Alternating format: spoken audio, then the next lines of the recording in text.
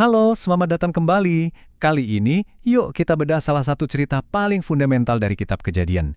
Yap, kita akan membahas perjanjian Tuhan dengan Nuh pasca air bah. Ini tuh kisah tentang permulaan baru, tentang sebuah janji ilahi, dan tentang simbol yang, ya, sampai sekarang masih kita lihat di langit. Jadi, coba bayangin deh, air udah surut, bahtera mendarat, dan pintu akhirnya dibuka. Apa sih yang pertama kali Tuhan sampaikan ke Nuh dan keluarganya? Pertanyaan ini penting banget karena jawabannya jadi semacam cetak biru untuk dunia yang benar-benar baru. Oke, kita mulai dari awal yang baru ini ya. Anggap aja ini momen ketika tombol reset raksasa ditekan untuk seluruh bumi. Tuhan bukan cuma menyelamatkan Nuh sekeluarga, tapi dia juga ngasih mandat baru. Tugas untuk memulai lagi peradaban di bumi yang udah bersih. Dan inilah dia perintah utamanya. Singkat, jelas, dan sangat kuat. Perintah ini kan sebetulnya kayak gema dari perintah yang sama di awal penciptaan, ya kan? Intinya tuh jelas banget. Dunia ini sekarang jadi panggung kalian lagi.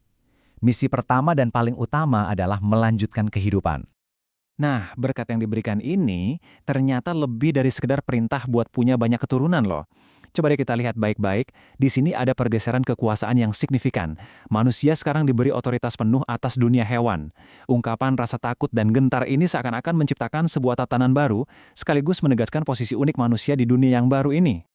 Nah, setiap awal yang baru biasanya datang dengan aturan main yang baru juga kan? Ini bukan lagi dunia yang sama seperti sebelum air bah. Ada beberapa pedoman penting yang ditetapkan, terutama yang menyangkut hal paling dasar, kesucian hidup itu sendiri. Lihat deh kontras yang menarik di sini. Di satu sisi, manusia dapat lampu hijau. Mereka sekarang boleh makan daging, nggak cuma tumbuh-tumbuhan. Tapi, di sisi lain, ada satu batasan yang sangat tegas, dilarang makan daging yang masih ada darahnya. Kenapa? Karena teks ini secara spesifik mengaitkan darah dengan nyawa. Jadi, menghormati aturan ini sama dengan menghormati kesucian hidup itu sendiri.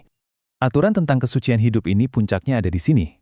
Nyawa manusia itu, dinyatakan sangat berharga. Dan alasannya pun jelas, karena manusia diciptakan menurut gambar Allah. Inilah yang jadi fondasi prinsip keadilan untuk masyarakat yang baru. Konsekuensinya pun dibuat sangat berat. Sekarang, kita masuk ke inti dari keseluruhan narasi ini. Setelah aturan-aturan tadi ditetapkan, Tuhan melakukan sesuatu yang luar biasa. Dia berinisiatif membuat sebuah perjanjian, sebuah semacam kontrak ilahi yang formal, mengikat, dan sifatnya kekal. Coba deh perhatikan pilihan katanya. Ini sama sekali bukan negosiasi. Ini adalah sebuah deklarasi. Murni dari pihak Tuhan. Dan yang paling penting, janji ini nggak cuma buat Nuh dan anak-anaknya yang ada di sana saat itu, tapi secara eksplisit juga mencakup semua generasi yang akan datang, termasuk kita. Lalu, perjanjian ini buat siapa aja? Jawabannya, ini yang bikin merinding. Cakupannya luas banget. Ini bukan perjanjian eksklusif untuk manusia aja. Ini adalah janji kosmik yang mencakup setiap makhluk hidup. Burung, ternak, binatang liar, semuanya. Seluruh ciptaan masuk dalam jaminan ilahi ini. Dan inilah dia, inti dari janji itu. Sebuah jaminan pasti bahwa nggak akan ada lagi penghakiman melalui banjir global. Kehidupan di bumi akan dilindungi dari bencana serupa.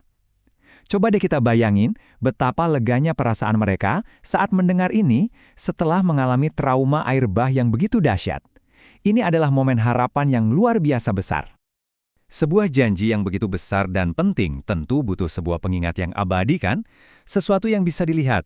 Nah, di bagian akhir cerita inilah kita diperkenalkan pada sebuah tanda fisik, sebuah simbol yang akan menjadi saksi bisu dari perjanjian kekal ini sepanjang zaman.